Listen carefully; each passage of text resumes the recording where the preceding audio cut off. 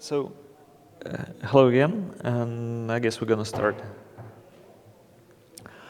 We're gonna talk, we're gonna change each other, and it's a presentation of two of us. My name is Nikolay Semenov, and Alexey will be joining me in a moment.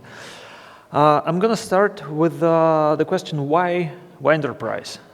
Because historically, the OpenPOWER technology evolution has been driven in large part by hyperscale computing focused providers. And with supercomputers like Sierra and Summit, the platform has experienced a great momentum and high adoption in the HPC world. But the strategy of the foundation is to become the default platform for the new workloads. And one of the community vectors to make it happen is to bring the best practices and efficient design principles to mainstream enterprise customers, service providers, and data centers. And that ambitious goal drives the platform maturity, the industry adoption, and expansion of power architecture, since the enterprise segment is really broad, it's diverse, and it brings a lot of opportunities. And today, the enterprise customers, they face increased adoption of modern data-intensive and cognitive workloads. They have much in common with HPC world, but they require capabilities that current architectures cannot easily meet, and it creates really a demand for innovative designs and specific hardware solutions that are optimized for rapidly growing capacity and performance requirements. So for the foundation, it's a strategic opportunity to breach into enterprise markets. And as a vendor, we have been dedicated to delivering to enterprise customers. But yeah, the foundation provides a platform, the powerhouse platform to build really good solutions, as it does in HPC and hyperscale worlds.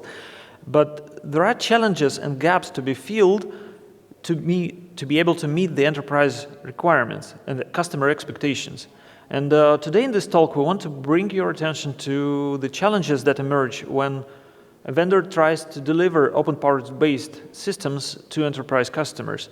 It's quite harder than it might sound, but there is a big difference, because there is a big difference in customer requirements. They want richer functionality, they want higher reliability, better resource management, like more precise orchestration, and a lot of different things.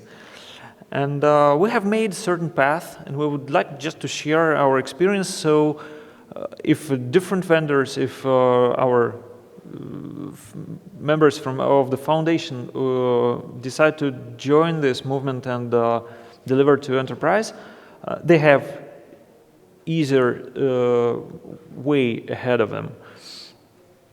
So we gained some of this experience, and let's share it. It might be the most useful for the product managers, for CTOs. So we believe that the RAS is a key to the enterprise world. And the term RAS means reliability, availability, supportability, serviceability. And in fact, it was invented by IBM. They used it to describe their mainframe computers in the late 60s with these words. And there's a good definition that I found from a book, that the RAS system shall be a systematic union of software and hardware for the purpose of managing and monitoring all hardware and software components of the system to their individual potential. To me, that sounds like a great promise, that if I have a computer system, I can use it to the technical limits. It will still stay under my control. It will be manageable, and serviceable, and available, and reliable. So that's just great.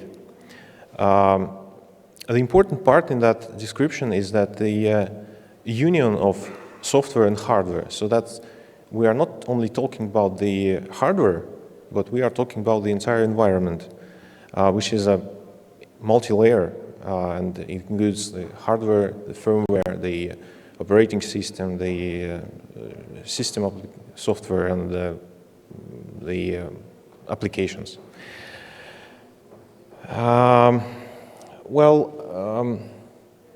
That's the layers of our environment. And I will walk through all the layers from bottom to top, and we'll kind of think what RAS and enterprise features are relevant to each of these layers. Our first layer is a hardware, and it's probably an easy part. I will quickly touch some obvious facts and things, but first of all, I would like to give you a little visual explanation of what's the difference between the hyperscale and the enterprise worlds. It is only possible at this point because the hardware layer is the only physical layer that we can see and touch. So I think many people have seen that the Google Xaius server, which is a perfect example of a hyperscale hardware, right? And very successful. But it looks like it is a little bit military looking. So because it's a solid sheet metal chassis with no extra facilities, with kind of nothing else, and doesn't have any hot pluggable components, because it is a hot pluggable component itself. And it reminds me, when I was a student in my university, we had a number of technical and scientific faculties like physics, mathematics, etc. But we also had a military section. And I need to notice that I started my university studies in a country called USSR. And the equipment that we used to see on that military section, very similar to what the Google Xaius is. So if there's a bomb explosion, you can plug it out, like insert a new one, it will keep running. That's great stuff. But enterprise hardware is expected to have a little bit more flexible and user-friendly design.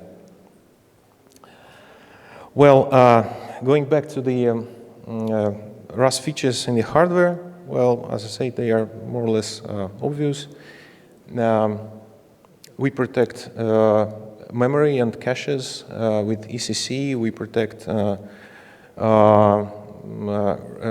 storage drives with RAID controller. This is optional because, well, very high-speed devices may lose the benefits behind the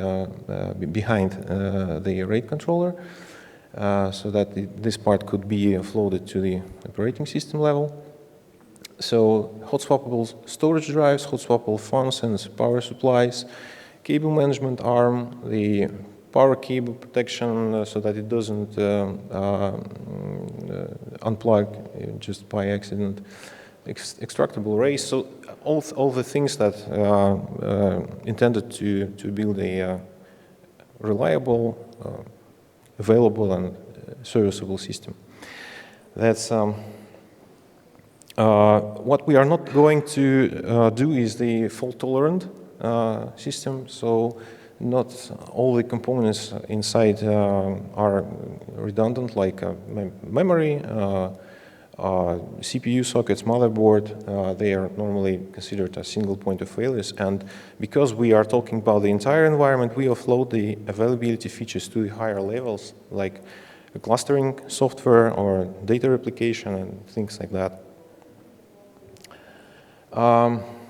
Now we are going to the firmware level. We normally have two firmware bundles in the OpenPOWER hardware. So first one is the OpenBMC, And the second big bundle is the PNOR, where most of the system firmware is located, like ski boot, host boot, and OCC and other images. With OpenBMC, the OpenBMC is the first entry point for the customer into the hardware.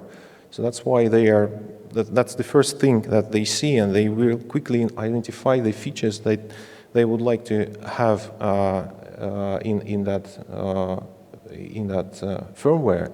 And that's a list of features, and as you can see, only a few of them are currently fully supported.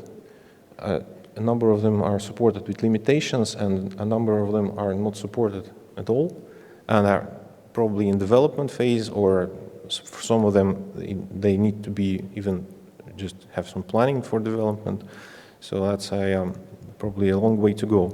I will not go any further because we have a second session today, a little bit later, about the OpenBMC features and their implementation. So please welcome at 4:30 everybody if you want to have more details on this. And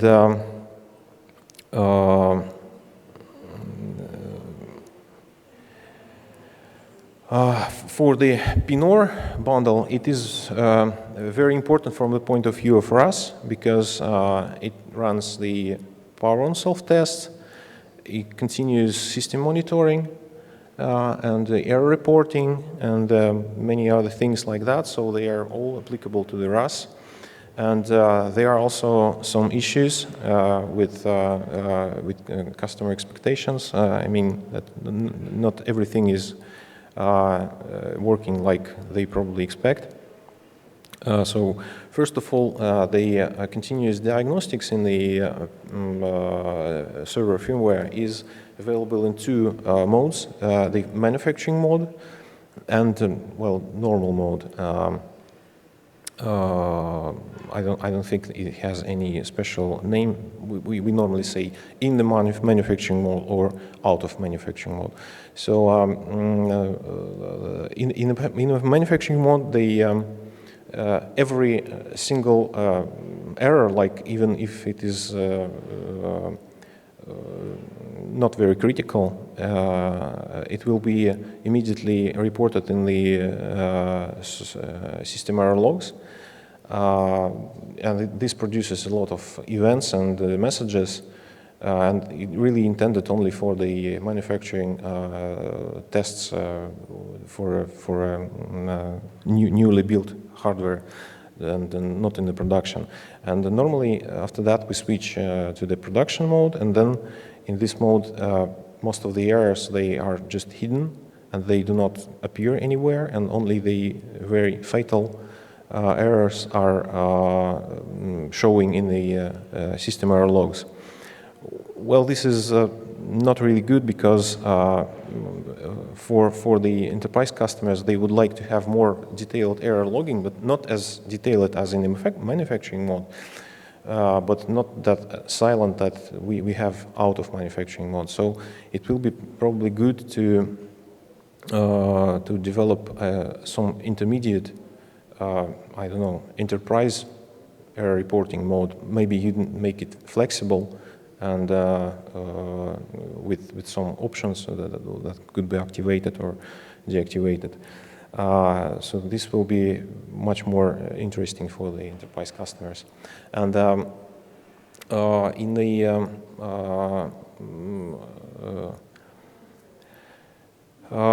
another problem with error reporting is that system error logs are only available in the binary format, and it's very hard to read and decode it. And currently, the decode of system error logs requires some external software which is only able to run on the x86 platform, which is not good because, well, we are trying to develop and sell OpenPOWER systems, and then we need for maintenance we need x86 platform as well.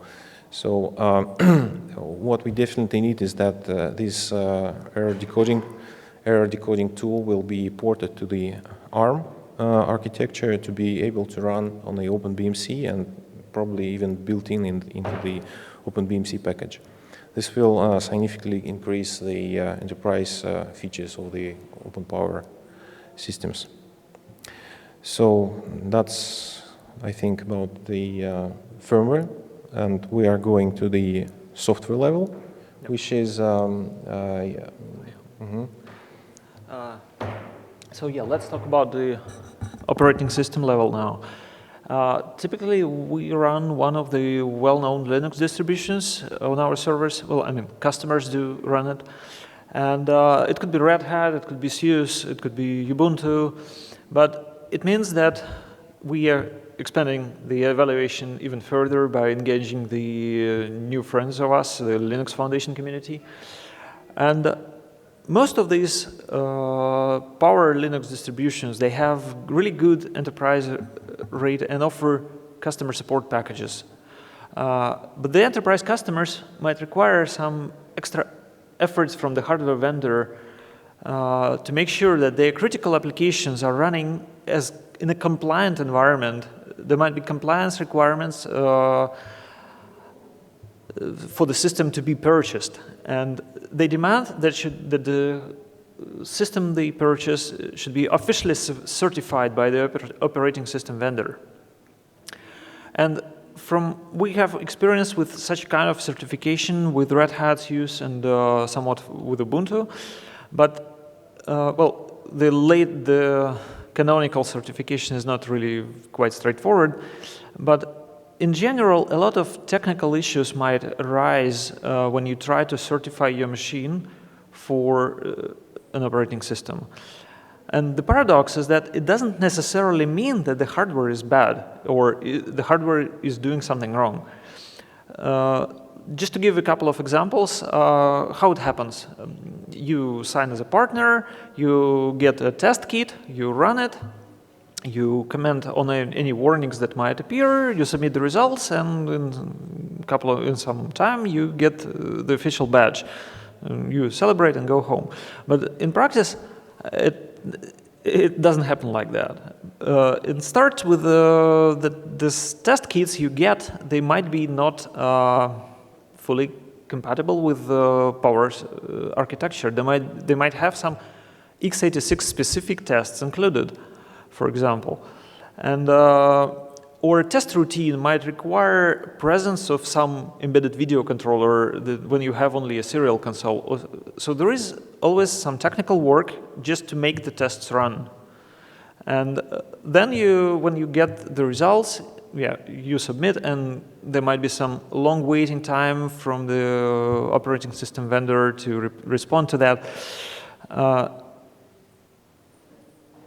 But, well, there is another problem. The OpenPOWER expertise in the Linux vendors is not very mature. So a support ticket opened by your customer or by yourself might need a lot of extra effort to get connected to the right people and resolved. And sometimes it's hard to meet the enterprise SLAs, because the enterprise world is all about SLAs. And sometimes it can be that the solution exists somewhere in IBM knowledge base or within knowledge bases of a specific Linux vendor, but they're not connected to each other. So you might struggle a lot to find solutions for the problems that have already been resolved. But even if the solution is really simple, sometimes you can find it fast. It might require, only a couple of lines in the source code, but the customer won't accept it unless it's released officially by the operating system vendor. And this can take quite a lot of time.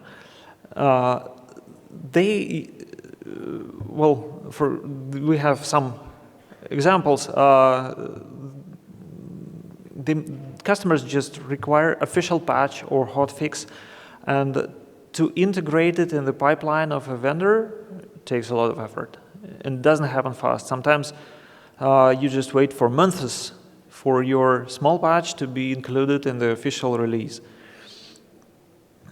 Well, well, you basically, yeah, you have to get your patch accepted in the upstream and then port it back to the problem kernel or to the software version. And at this time, you are facing the unhappy customer. Well, we have a practical example with the Opel PRD daemon. It's outdated in many repositories, but it's a critical feature. It's a critical part in the view of RAS features. The only recent version is only available on the GitHub, but repositories that are maintained by vendors, they contained outdated versions, and we had a practical case where this caused some errors with the customer side.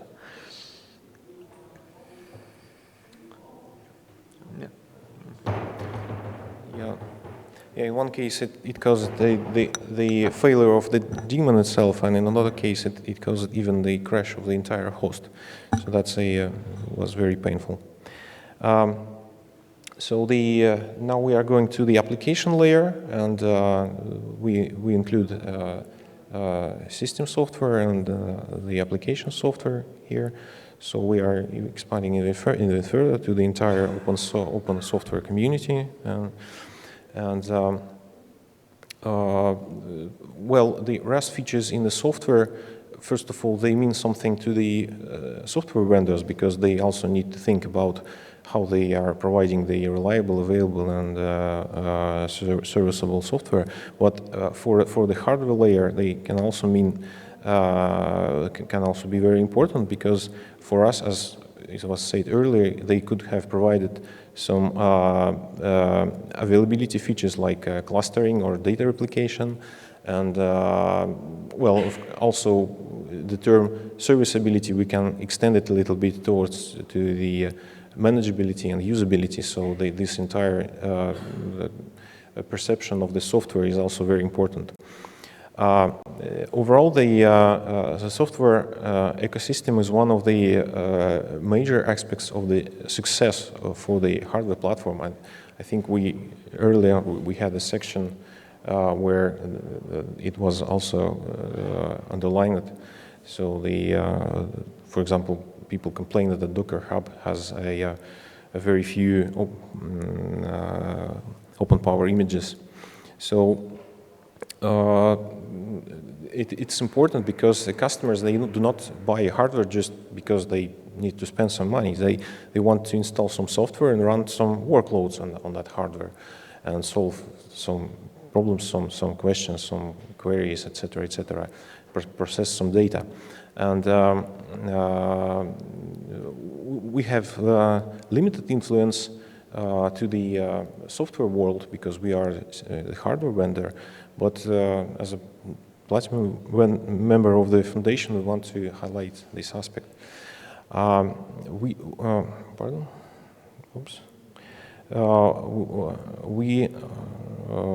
didn't evaluate all the workloads probably, but in the workloads that we examined, we've seen room for improvement. Because first of all, some software is not even compatible with OpenPOWER. It only exists on the x86 platform. For example, a lot of analytics software is like that. And as we said, we want to make OpenPOWER a default platform for all these new kinds of workloads. Then it is possible that at some point, the OpenPOWER platform was supported, but then in the next release, the support of OpenPOWER was discontinued and abandoned. So that's also not a good idea, because the customer would not be able to perform an upgrade and migrate to a new version with new features.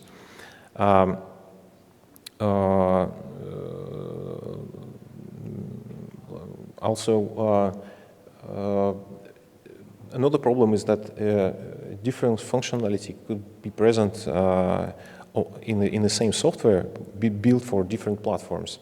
And can even leave a very different impression when you use it on one platform and then compare it to another. And a good example of that will be Overt software package, which is a very popular open source virtualization orchestration package. Overall, the virtualization is very important because a lot of customers used to deploy virtual machines on their hardware. This increases the effective use of the hardware resources and at the same time allows to isolate a different software which might be require different versions of operating system or other system software like operating system libraries, etc. Apart from a number of proprietary solutions like VMware and Hyper-V that come with a set of bundled tools to manage and monitor the virtualization platform, KVM might also be the natural choice for the open source adopters or in the projects that are focused on the open source software. Even despite the fact that the KVM lacks some features that are available with proprietary solutions. Since KVM is the only virtualization option available for OpenPOWER, customers who need to engage some virtualization, they basically they have no choice and they have to run KVM regardless of what previous experience of virtualization they had. So if they already have some KVM deployed in their infrastructure, that's probably easier because they either have some KVM management tools or maybe they are geeks and they just like to run the command line utilities and they are fine with that. But in case if customers never had any KVM experience, they probably would like to ask for some orchestration software, and the Overt could be a very good choice because on the x86 it works perfect and it was very good. It is bundled with everything, with all the dependencies, and they are all pre-configured. So once you install it, it is ready to run. But when you start to run it on the OpenPOWER, it is very different. It doesn't contain the internal database, so you have to find, download, and install it manually and configure it manually to be used with the Overt. And then there's another drawback is that Overt normally has a highly available option. It can run in, they call it self-hosted engine, and on the x86, but for some reason this self-hosted engine does not exist for OpenPOWER. So you either need to run it, in a without high availability features, or you need to deploy it on the external x86 platform. That's again very strange, and customers do not accept that. So overall, the Overt is not the only orchestration software that is available for KVM, but we wanted to share this experience with you because it is very, it shows what problems can be with the different platforms supported in the same software. Another issue that could be seen with the software solutions is the lack of continuous support. So it is not enough just to enable the hardware platform at one point. It should be maintained in the next releases. This issue, we face it with the DPDK network traffic analysis engine. It was initially supported with Power 8. Now it already supports Power 9. But support for Power 8 was removed in a later release. We don't understand why, because our research shows that it's still possible to execute it on Power 8. It just needs some extra effort and some not obvious steps to do it, but anyway, this is possible. But that's the way it works. One more important aspect is the performance optimization. When you port your software to the Power platform, that's the first step. It has to be optimized to use the features that are present in the Power platform and some hardware acceleration, etc., and things like that. If you are not doing this, this is not good, because at the end of the day, the platform advantages will not be visible to the customer because they are masked by the inoptimal software. All cases like that require extra effort to run a successful proof of concept, create a solution, and win the customer deal. That's why our invitation for the community to continue the ongoing contribution to the development of Power-specific and truly multi-platform software. This will outcome in an expanding of the OpenPOWER ecosystem. That's what's our goal.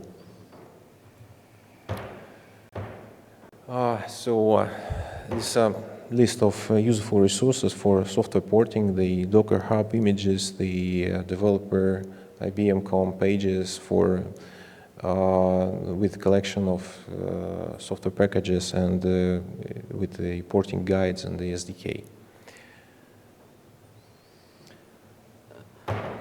Okay, to wrap up this talk, we're a little bit over time. This lack of platform features and capabilities that are commonly demanded by enterprise customers is an important constraint for us for developing the innovative and high-performance systems. So as you could see from our speech, delivering the OpenPOWER-based solutions for enterprise customers has quite a number of challenges.